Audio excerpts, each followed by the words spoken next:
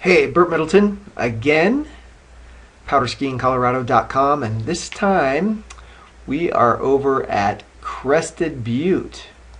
Pull that up there a little bit. See, Crested Butte right there.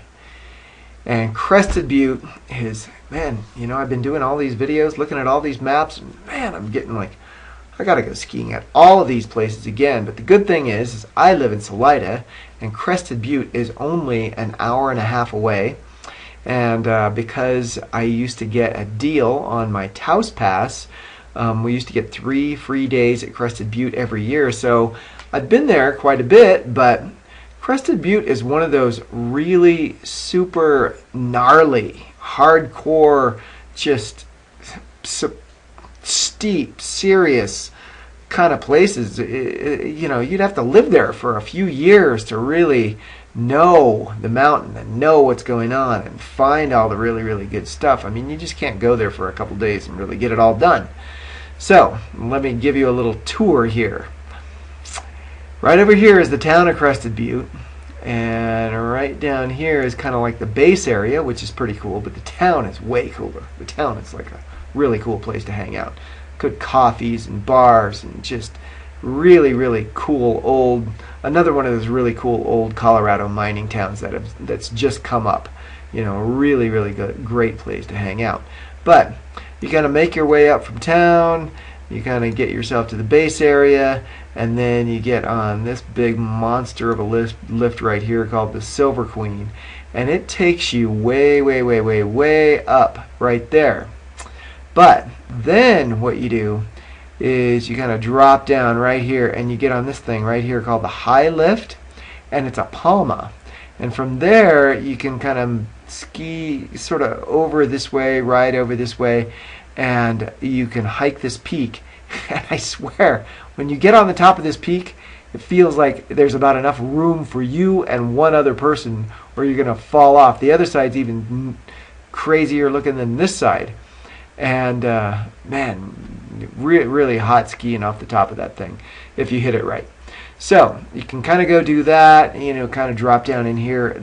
I've had some unbelievable good snow. This kind of faces west, so late in the day the sun is shining on all of this, and you just drop through this upper peel and upper forest.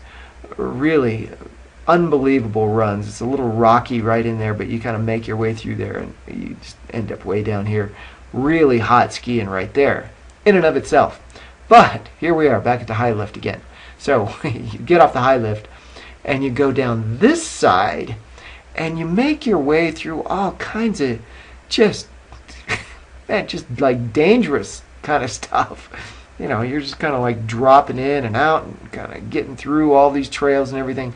And this part over here, this new part called Teocalli Bowl, I'm not familiar with that, so if you've been over there and you know what it's all about, just hop on and do a video commentary and tell us what it's all about, or just write to us and tell us what to do over there. But man, this part right here, this head wall, is man, it's some serious steep. It must be, it's at least 45 degrees. It's probably like 50 or 55 degrees. It's one of those kind of places where you're looking down and you kind of go, okay, don't fall. There's all kinds of great terrain in here, so you can go over there and just have the time of your life. And then you kind of get back down into the main part of the area right here. I mean, even on this thing right here, Ruby Road right here, you can drop into things right here that it is like steeper than hell. And you can kind of like cruise around, and there's lots of blues and greens, and you can get into lots of really mellow skiing all over through this part of the mountain. But you can head down here, and right here and right here they have some serious terrain park action going on. So it's really cool because you can watch all that stuff going on from this Paradise Express lift. And then down here you get to the Paradise. It's way more than a warming hut. It's like a cool restaurant and lots of big decks, and you can hang out and drink beer and listen to the music, and it's really pretty cool. And then you can kind of drop down and you get in this East River lift, and this kind of goes back, and it's all pretty it's not as well traveled as the rest of the mountain, so you can have a good time back here on this lift. But you go back up this Paradise Express lift, and then you drop down to this North Face lift, and that's a Palma. And you make your way through all this.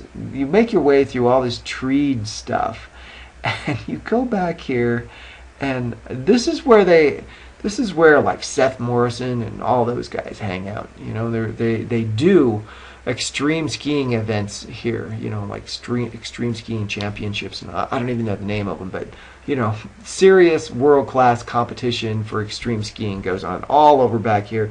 They're flying off insanely crazy cliffs and rocks, and oh my God, unbelievable terrain back here. You got to be careful. I mean, I remember we were skiing back there. Me and my wife were skiing back there one time. We came smoking through here, and all of a sudden it's like cliff area. So it was that kind of thing. You drop way down in here, and then you got to make your way back over here so you can get back on this run, you know, Black Eagle, I guess, and you make your way back down to the East River Chair and back up and out and get back over to that side of everything. So anyway, Crested Butte is a serious place. So if you're serious, that is the place to go. And if you've gone over there and gotten serious and you got something to say about it, then hop on and do a little comment and let us know what it was all about when you were there. And hope that helps.